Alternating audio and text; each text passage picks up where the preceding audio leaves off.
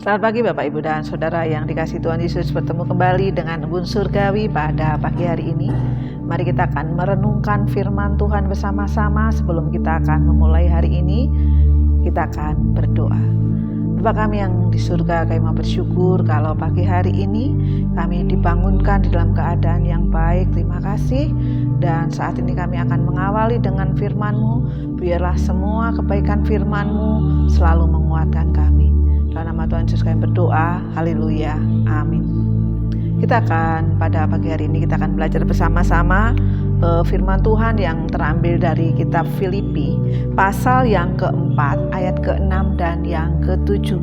Saya akan membacakan di dalam kitab versi bahasa Indonesia masa kini tentang jangan khawatir ya. Di dalam Filipi dikatakan, jangan khawatir mengenai apapun dalam segala hal. Berdoalah dan ajukan permintaanmu kepada Allah, apa yang kalian perlukan. Beritahukan itu selalu kepada Allah dengan mengucap terima kasih. Maka sejahtera dari Allah yang tidak mungkin dapat dimengerti manusia akan menjaga hati dan pikiranmu yang sudah bersatu dengan Kristus. Bapak, Ibu, dan Saudara yang dikasihi Tuhan Yesus, rasa khawatir itu adalah rasa yang sering ya terjadi dalam kehidupan kita. Apalagi di dunia ini ya, di antara hal-hal yang sangat kompleks yang terjadi di dunia ini, banyak hal yang membuat kita sering merasa gelisah, sering merasa khawatir, sering merasa cemas, sering merasa tidak berdaya. Seorang psikolog pendidikan menulis dan mengatakan bahwa seseorang bisa lebih sering merasa khawatir dibandingkan dengan orang lain karena faktor genetis atau faktor kepribadian, yaitu kebutuhan fisiknya atau kebutuhan pengakuan. Nah, tapi ada masalah ketika kekhawatiran ini menekan ya, kekhawatiran ini berlebihan dan kekhawatiran ini akhirnya mengganggu. Sehingga terjadi penyimpangan. Bapak, Ibu, dan Saudara yang dikasihi Tuhan, ya. Kita sebagai orang Kristen pun tidak imun ya terhadap yang namanya kekhawatiran ini ya.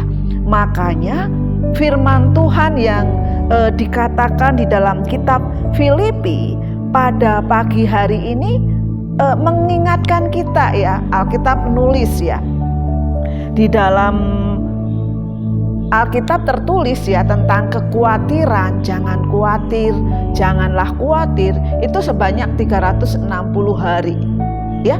Yang ini seolah-olah Allah itu ingin mengingatkan kita, seolah-olah Allah ingin menguatkan kita ya. Seringnya kekhawatiran terjadi dalam kehidupan kita. Bapak, Ibu, dan Saudara yang dikasihi Tuhan, jangan khawatir mengenai apapun dalam segala hal. Berdoalah dan ajukanlah permintaanmu kepada Allah, apa yang kamu perlukan. Beritahukan itu ya, beritahukan itu selalu kepada Allah dengan mengucap terima kasih ya. Memberitahukan kepada Allah apa yang menjadi kekhawatiran kita itu adalah sebuah doa yang artinya obat yang manjur untuk kekhawatiran kita, rasa cemas kita, rasa khawatir yang berlebihan itu hanya satu, yaitu berdoa ya. Sehingga dikatakan di dalam Filipi ini, beritahukan itu selalu kepada Allah ya. Beritahukan itu selalu kepada Allah, yang artinya berdoalah selalu kepada Allah, karena ini adalah obat satu-satunya untuk menahan dari segala kekhawatiran yang terjadi di dalam kehidupan kita. Bapak, Ibu, dan Saudara yang dikasihi Tuhan, ketika obat kekhawatiran adalah doa, itu kita lakukan terus-menerus akan mengubah sesuatu. Karena doa, ya, karena oleh doa kita memperoleh pembaruan hati kita, memperoleh pembaruan kepercayaan kita, dan kita melihat bahwa kesetiaan Allah. Dan oleh doa ada damai sejahtera yang akan mengawal hati kita. Oleh doa Allah yang akan menguatkan kita. Dan di frasa terakhir di dalam kitab Filipi pasal 4 ayat yang ke-7 di dalam bahasa Indonesia masa kini dikatakan, Allah akan menjaga hati dan pikiranmu yang sudah bersatu dengan Kristus. Ya, ketika kunci obat adalah doa, bersatu dengan Kristus itu akan menguatkan kita. Sehingga segala kekhawatiran kita serahkan kepada Allah.